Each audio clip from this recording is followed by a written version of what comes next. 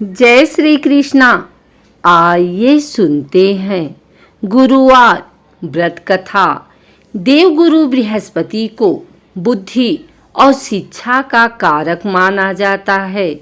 गुरुवार को बृहस्पति देव की पूजा करने से धन, विद्या, मान सम्मान, प्रतिष्ठा और कई अन्य मनोवांछित फल की प्राप्ति होती है।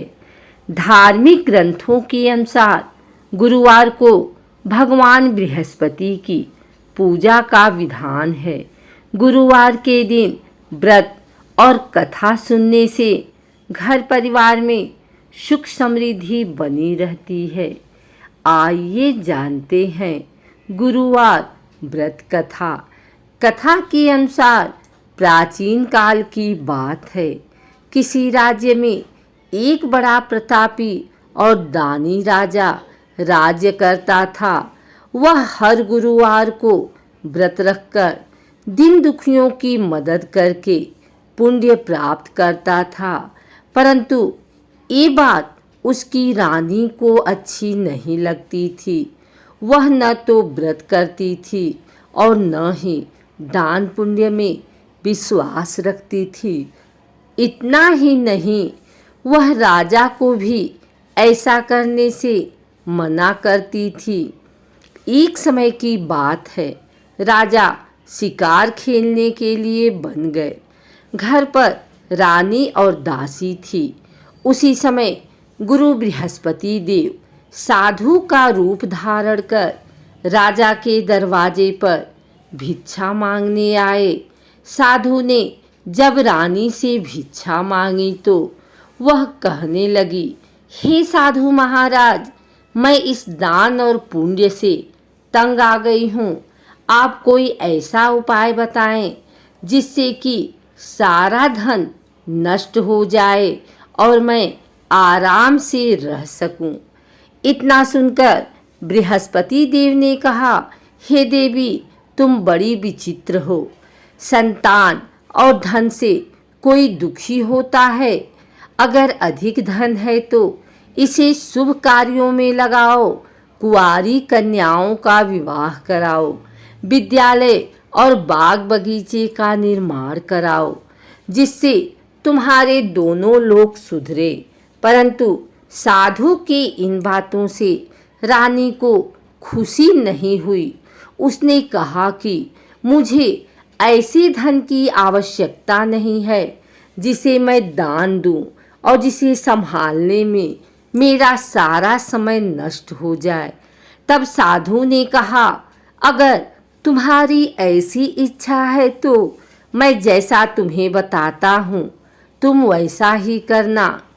गुरुवार के दिन तुम घर को गोबर से लीपना, अपने बालों को पीली मिट्टी से धोना, राजा से हजामत बनाने को कहना, भोजन में मांस मदिरा का प्रयोग करना, कपड़े धोबी के यहाँ धुलने देना।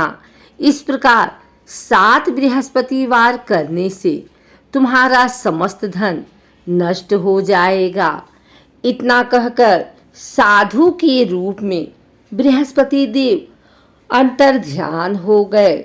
साधु के अनुसार कही बातों को पूरा करते हुए रानी को केवल 3 बृहस्पतिवार ही बीते थे कि उसकी समस्त धन संपत्ति नष्ट हो गई। भोजन के लिए राजा का परिवार तरसने लगा। तब एक दिन राजा ने रानी से बोला कि हे रानी, तुम यहीं रहो, मैं दूसरे देश को जाता हूँ, क्योंकि यहाँ पर सभी लोग मुझे जानते हैं। इसलिए मैं कोई छोटा कार्य नहीं कर सकता। ऐसा कहकर राजा दूसरे देश चला गया। वहाँ वह जंगल से लकड़ी काट कर लाता और शहर में बेचता। इस तरह वह अपना जीवन व्यतीत करने लगा। इधर राजा के परदेश जाते ही रानी और दासी दुखी रहने लगे। एक बार जब रानी और दासी को 7 दिन तक भोजन के बिना रहना पड़ा तो रानी ने अपनी दासी से कहा, हे दासी, पास ही के नगर में मेरी बहन रहती है, वह बड़ी धनवान है।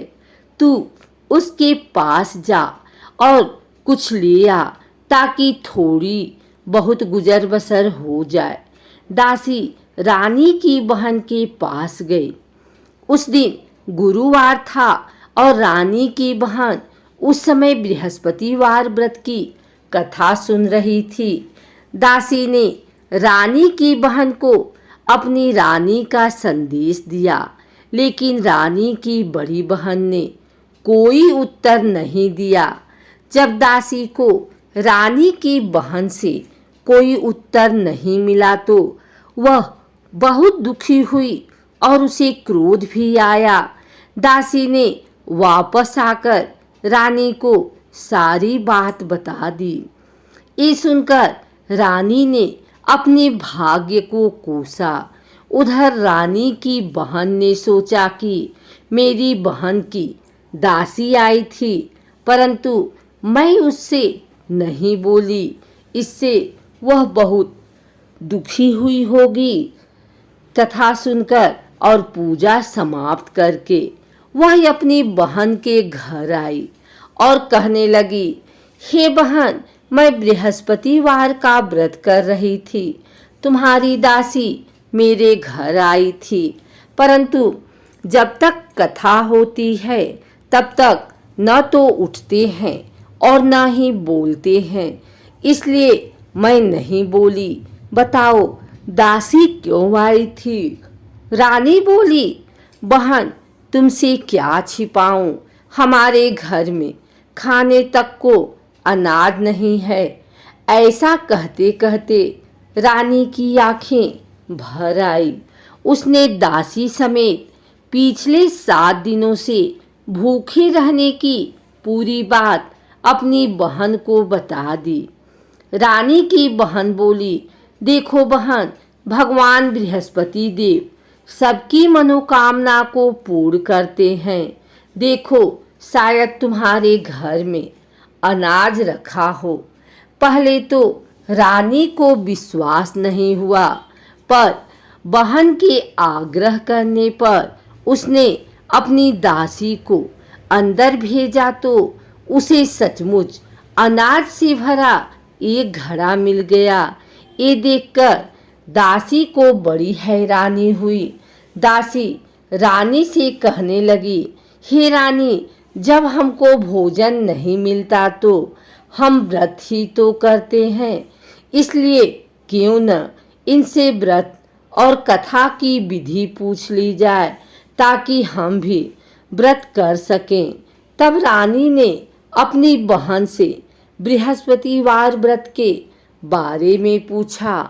उसकी बहन ने बताया, बृहस्पतिवार के व्रत में चने की दाल और मुनक्का केले की जड़ में अर्पित करें तथा दीपक जलाएं, व्रत कथा सुने और पीला भोजन करें। इससे बृहस्पति देव और भगवान विष्णु प्रसन्न होते हैं। व्रत और पूजा की विधि बताकर रानी की बहन अपने घर को लौट गई। 7 दिन के बाद जब गुरुवार आया तो रानी और दासी ने व्रत रखा। वह घुड़साल में जाकर चना और गुड़ लेकर आई और फिर उससे केले की जड़ तथा विष्णु भगवान की पूजा की। अब पीला भोजन की चिंता को लेकर दोनों बहुत दुखी हुई। चूंकि उन्होंने व्रत रखा था, इसलिए बृहस्पति देव उनसे प्रसन्न थे। वह एक साधारण व्यक्ति का रूप धारण कर 2 थालों में पीला भोजन दासी को दे गए।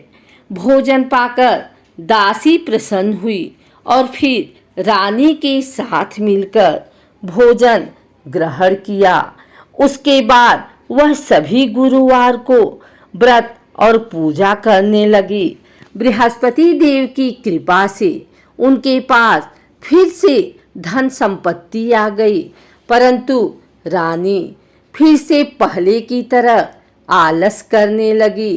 तब दासी बोली, देखो रानी, तुम पहले भी इस प्रकार आलस्य करती थी।